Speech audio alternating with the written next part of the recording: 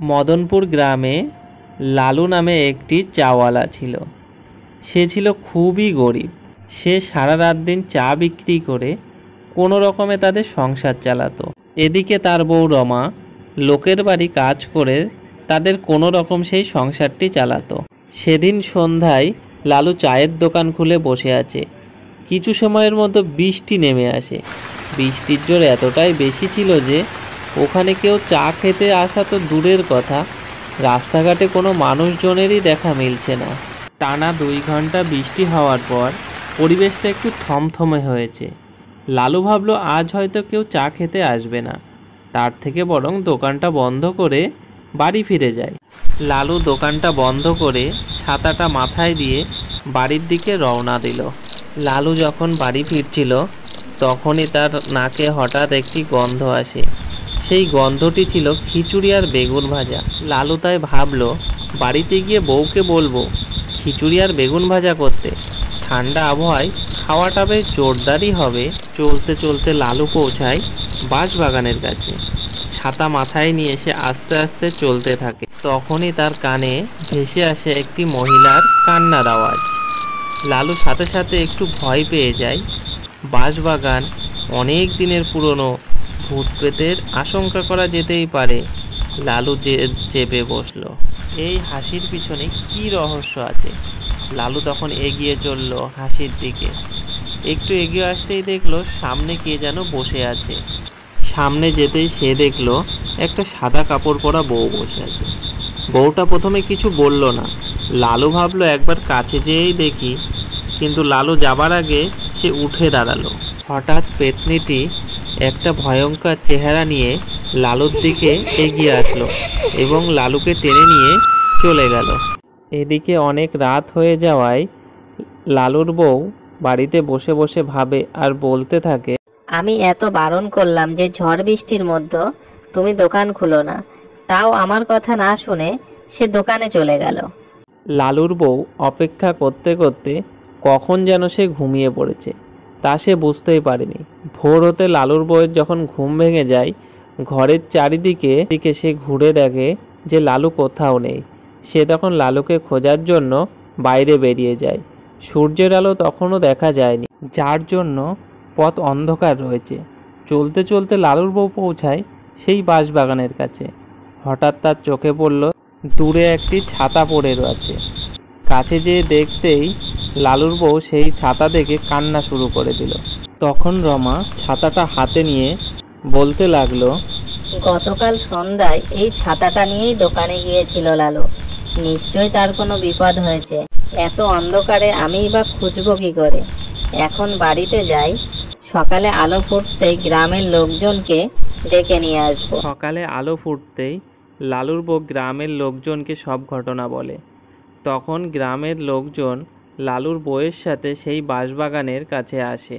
তারপরে সবাই মিলে বাগানের চারপাশটা খোঁজাখুঁজি করে। খুঁজতে খুঁজতে তারা দেখতে পেল গাছে কি একটা ঝুলে আছে। তারা কাছে যেতেই দেখলো যে লালুর রক্তাক্ত দেহ আটকে রয়েছে। মনে হচ্ছে কেউ ভয়ঙ্করভাবে তাকে হত্যা করেছে। গ্রামের মধ্যে এমন ঘটনা ঘটতে দেখে গ্রামের লোকেরা ভয় পেয়ে যায়। তারপরে তাদের মধ্যে 2 জন লোক সিদ্ধান্ত নিল যে পাশের গ্রাম থেকে যে সাধু বাবা আছে তাকে নিয়ে আসবে। তাদের যেমন ভাবা তেমন কাজ। দুপুর হতে না হতেই তারা 2 জনে বেরিয়ে পড়ল সেই সাধু বাবার কাছে যাবার জন্য। গ্রামের শুরুতে ঘন জঙ্গল থাকার কারণে রাস্তা একটু অন্ধকার অন্ধকার লাগছিল। তারা এদিক ওদিক খুঁজতে খুঁজতে কোথাও সে সাধু বাবাকে দেখতে পেল না। কিন্তু তারা হঠাৎ একটি বৃদ্ধ মহিলাকে জঙ্গলের মধ্যে দাঁড়িয়ে থাকতে দেখলো। তখন তারা ভাবলো যাই তাকেই জিজ্ঞাসা করি। তারপরে রামু সেই বৃদ্ধ মহিলার কাছে যে জিজ্ঞাসা করে, বুড়িমা এই গ্রামে মন্টু ওঝা নামে যে ওঝা ছিল তার বাড়িটা কোথায় একটু বলতে পারবে? আমরা বড় বিপদে পড়ে অনেক দূর থেকে এসেছি। আরে বাছারা, তোমরা মন্টু ওঝাকে কেন খোঁজ করছো? তোমরা কি কোনো ভয়ঙ্কর বিপদের মধ্যে পড়লে নাকি? তখন তারা 2 জনে মিলে সেই বুড়িমাকে সব ঘটনা খুলে বলে। তারপরে তারা বুড়ির দেখানো পথে এগিয়ে চলে। এদিক ওদিক খুঁজতে খুঁজতে তারা দেখতে পায় গাছের গোড়ায় কেউ একজন আগুন জ্বেলে বসে আছে। তারা কাছে যেতে বুঝতে পারল ইনিই সেই সাধু বাবা। তারা দুজনে মিলে তাদের গ্রামের কথা সেই সাধু বাবাকে সব খুলে বলল। সাধু বাবা সব কথা শুনে তাদের হাতে একটা মশাল ধরিয়ে দেয় আর বলে এই মশালটা দিয়ে পুরো বাঁশবাগান জ্বালিয়ে দিতে। যথারীতি তারা সেই সাধু বাবার দেওয়া মশালটি নিয়ে তারা জঙ্গলের পথ ধরে সেই বাঁশবাগানের দিকে এগোতে লাগলো। আর তাড়াতাড়ি তারা সেই বাগানে পৌঁছালো। তারা বাগানে পৌঁছাতেই কেউ যেন বলে ওঠে, এখান থেকে চলে যা, না হলে কেউ বাঁচতে পারবি না, চলে যা বলছি। তারা এই ভয়ঙ্কর আওয়াজ শুনে বাঁশবাগান থেকে তারা ভয়ে পালিয়ে যায়।